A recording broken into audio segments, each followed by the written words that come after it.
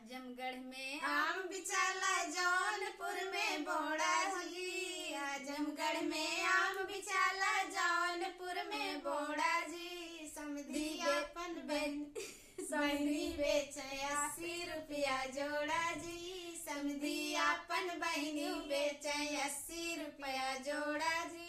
बेचत बेचत सांझ हो गए ताबौना बिचानी जी। बेचत बेचत सांझ हो गई ताबौना बिचानी जी। समधी कहाँ वैसे ले जा बहनी छिनार जी। समधी कहाँ वैसे ले जा बहनी मोर छिनार जी। आजमगढ़ में आम बिचाला, जौनपुर में बोड़ा जी। आजमगढ़ में आम बिचाला, जौनपुर में बोड़ा जी।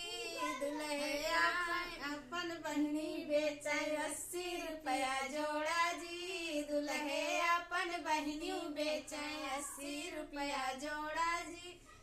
बेचत बेचत सांझ हो गई ताबौना बिचानी जी। बेचत बेचत सांझ हो गई ताबौना बिचानी जी। दुल्हे कहाँ वैसे ले जा बहनी छिनार जी। दुल्हे कहाँ वैसे ले जा बहनी मोर छिनार जी। आजमगढ़ में आम बिचाला, जौनपुर में बोड़ा जी। आजमगढ़ में आम बिचाला, जौनपुर में बोड़ा जी। अगुआया अपन बहनियों बेचे 80 रुपया जोड़ा जी। अगुआया अपन बहनी बेचे 80 रुपया जोड़ा जी।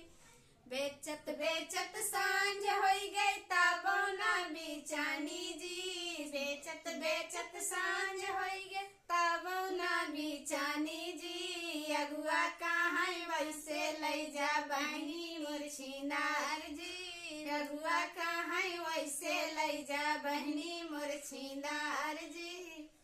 आजमगढ़ में आम बिचाला, जौनपुर में बोड़ा जी। आजमगढ़ में आम बिचाला,